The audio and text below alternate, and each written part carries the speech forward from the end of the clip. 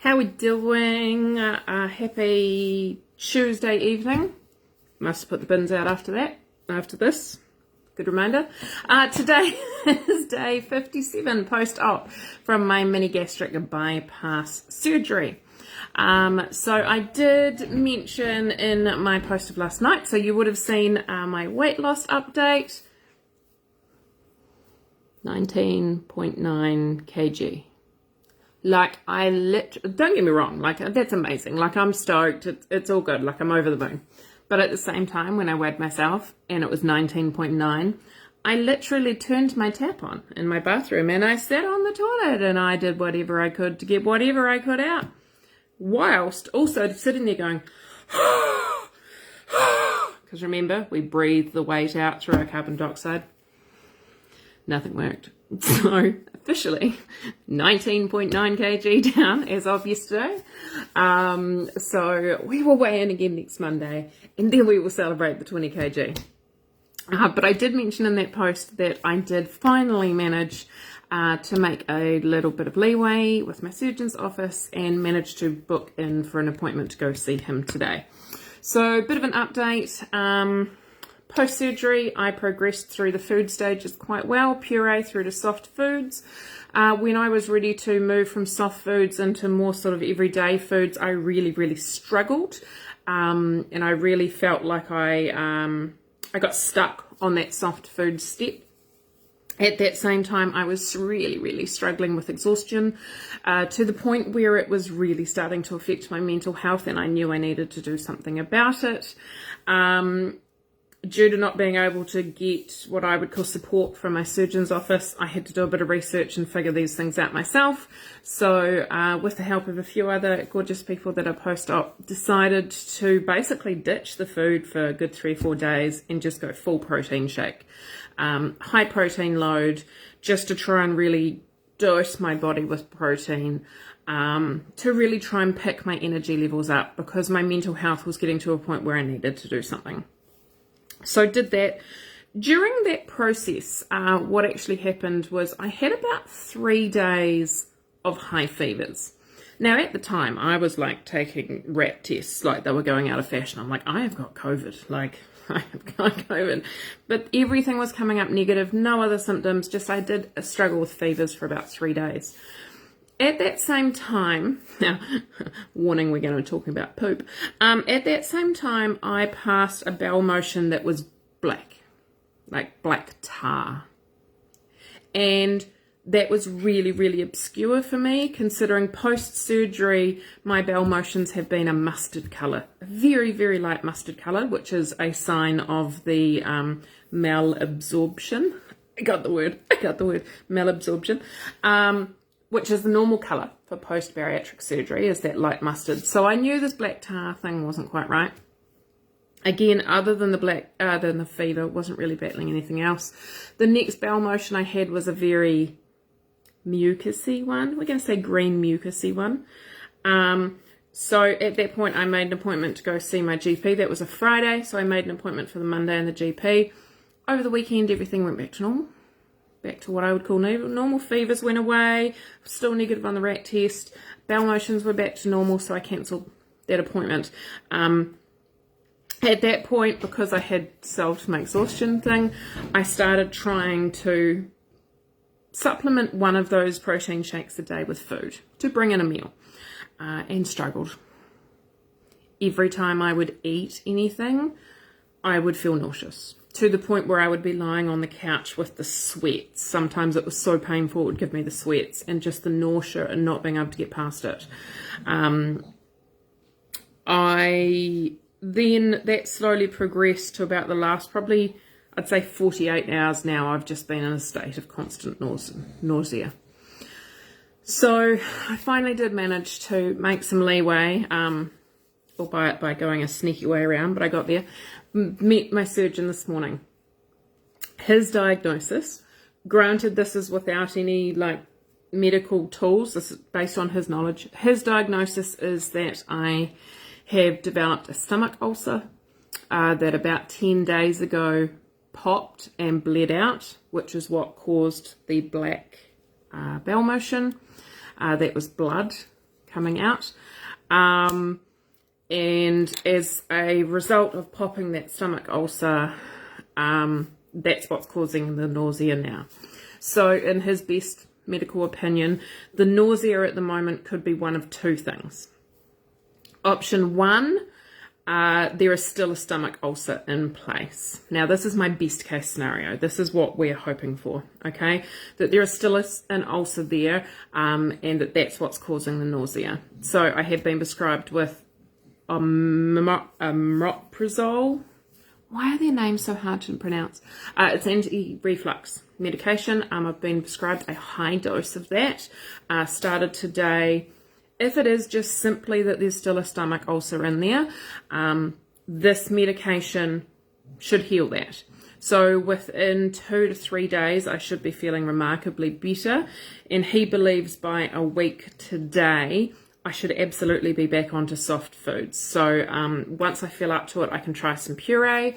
If the puree goes down well, 24 hours later, I can try some soft foods. All going well. If that's all it is, then certainly within a week, here's hoping I will be able to eat what everyone else can eat. Now, the other option of what he believes it could be, which is not what we want.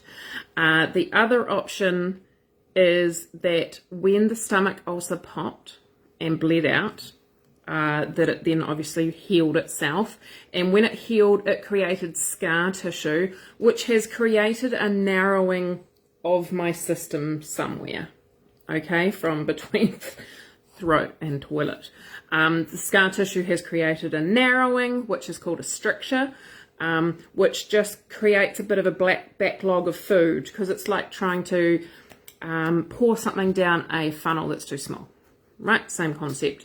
That's the worst case scenario. If that's the case, I will need to head back into St. George's. Thankfully, it's not under an anesthetic. It is only a sedation. They will put a camera down my throat. Yeah, like Michaela's saying, a camera down my throat, and put some balloon in there, and they blow it up and it stretches it open again. Apparently it's reasonably straightforward. When I asked, I said, is it an anesthetic or a sedation? I'm just conscious about going back under an anesthetic so soon, within 8 weeks of the last one. About 3 years ago, I had 3 anesthetics within 2 weeks with an issue I had with surgery, and that knocked me around for about 4 months. It took so long to get that anesthetic out of my system. So I was just conscious of that. And he said, no, it will just be a sedation. He said the worst case with it is that you might talk a little bit of gibberish. He said we hear all kinds of conversations when people are on sedation. You probably won't remember it, but we get all kinds of fun facts. And I said, it's fine. I sell sex toys. It'll be fine. So that's where we're standing at the moment. Unfortunately, he was unable to give me any anti-nausea medication due to, if it is a stomach ulcer that's still there, the anti-nausea medication can react with that. So unfortunately, I just have to bear it through. But here's hoping, you know, I took my first ones tonight. I have to take them half an hour before dinner, half an hour before breakfast. Took my first ones tonight. I'm just hoping within 24, 48 hours that even if this nausea has passed, it will be a blessing. You know, even if I get a little bit of nausea after eating, even if it just the constant nausea passes, because the struggle I'm having is forcing myself to eat or drink. I have literally had 1 protein shake today. I tried to eat some yogurt for lunch and I couldn't do it. I tried to eat some yogurt for tea and I couldn't do it. And I went to make myself a protein shake and I'm just like, I can't even face this right now. Just the thought of even having to drink it. So no, I'm not feeling hungry. Not feeling hungry, but I haven't felt hunger since the operation. So I just need to be conscious that I'm monitoring myself for head dizziness and stuff like that, of not getting enough in. But yeah, that is what is going on here. And Emma, thank you so much for the comment about the lashes. I was dog sitting last week and got paid a little bit of money for that and went, you know what, I'm feeling rubbish at the moment. I am someone that gets my lashes are always done, like constantly. It's a constant repeat. It's the same as my nails. And since surgery, I haven't had my lashes done. It just hasn't been a financial possibility for me. So when I got a little bit of money, I went, I could buy groceries, but you know what? I feel like rubbish. I just need to treat myself. So lashes it was. Number one responsible mum over here. It's fine. It's fine. Here's food. Has my scent changed before food? Towards food. My feeling towards food has changed in that I can't face even thinking about having to eat or drink anything right now because the nausea is awful. In terms of my taste towards food, no, I really don't think there's been any difference at all. You know, I can still see something like chocolate and then go, oh, I'd like that. So yeah, that's where I'm sitting at the moment. But fingers crossed, it is simply an ulcer that this medication will take care of. Supposedly, some people are very susceptible to stomach ulcers, but some people are more susceptible than others. It's a reasonably common complication to have post-bariatric surgery, but he did comment that it's reasonably uncommon to have it this soon after bariatric surgery, which led him on to say that he would say that probably puts me in the category of someone that's going to be highly susceptible to getting stomach ulcers. So if this medication works and it does cure it, and that's what it was, the plan is that I will just probably stay on this medication long-term, ongoing, as a preventative. So we are hoping that is the case. But either way, I just hope it gets fixed. Like I actually said to him today that, you know, I asked how the weight loss was going and I said, you know, 19.9. But I said, you know, as amazing as it is and as much as I can see that this is a game changer and this is a life-changing thing that I've had, at the same time, I would the way I'm feeling now in the last 24 hours, I would quite happily have all of that weight put back on to have never had this surgery. That is how awful I have felt. So, yeah. I'm over it.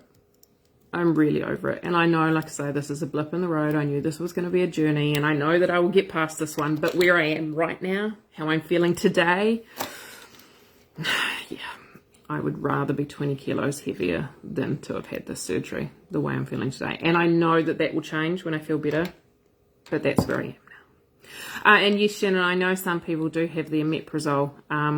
I did have it for a month post-op until the prescription ran out that I was given when I was discharged. And I was told that if I didn't get any signs of reflux that I could, don't worry about repeating it. And I got no signs of reflux, so I never went back home. But